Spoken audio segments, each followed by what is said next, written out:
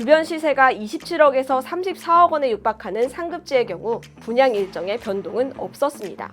그런데 건설사들 사이에선 오히려 중급지를 대상으로 분양 수요가 몰리는 풍선 효과를 기대하는 분위기인데요. 잔금 부담이 덜한 분양가 5억 원에서 12억 원 미만인 중급지에 분양 수요가 쏠릴 것이란 분석이 나옵니다.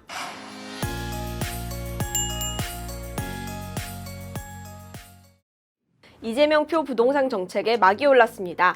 서울과 수도권 중심으로 주택담보대출, 주담대 규제에 나선 건데요. 대형 건설사 분양 전략을 알아보고 싶으시면 오늘 더벨 영상 챙겨보셔야겠습니다. 건설부동산부 김서영 기자입니다.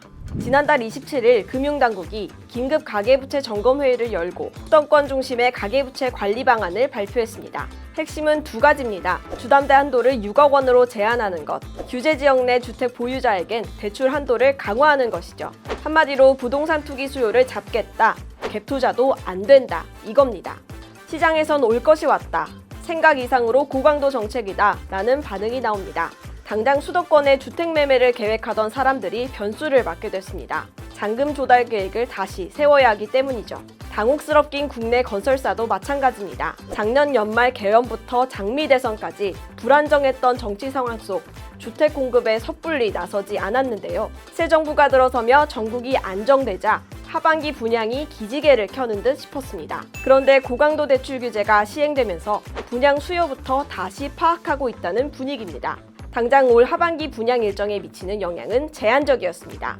문제는 내년 상반기죠. 대출 규제 여파로 분양부터 착공이 미뤄지게 될 우려도 있습니다. 대우건설의 영등포 1-13구역 재개발은 6월 27일 분양에 나서 규제를 피했고요. 현대건설의 평택고덕 공공주택, DLENC 노량진 8구역 재개발, SK에코플랜트 노량진 2구역 등은 분양 일정이 조정됐습니다. 분양시장에서 핵심은 대출을 받아 잔금을 치를 수 있느냐죠. 서초구나 강남구 등 최상급지에 들어가는 분양 수요는 충분한 현금을 보유하고 있어 대출 이슈와 거리가 먼데요.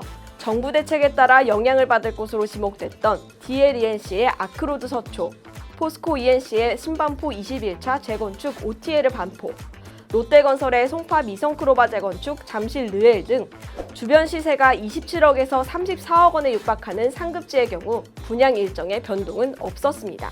그런데 건설사들 사이에선 오히려 중급지를 대상으로 분양 수요가 몰리는 풍선 효과를 기대하는 분위기인데요. 잔금 부담이 덜한 분양가 5억 원에서 12억 원 미만인 중급지에 분양 수요가 쏠릴 것이란 분석이 나옵니다. 실제 최근 대우건설이 분양에 나선 용인 처인구 은화 3지구에선 정부의 대출 규제 이후 분양 판매가 급 호조세를 띈다고 전해집니다. 이곳 분양가는 59제곱미터 5억 4천만 원, 84제곱미터 기준 6억 5천만 원 수준이죠.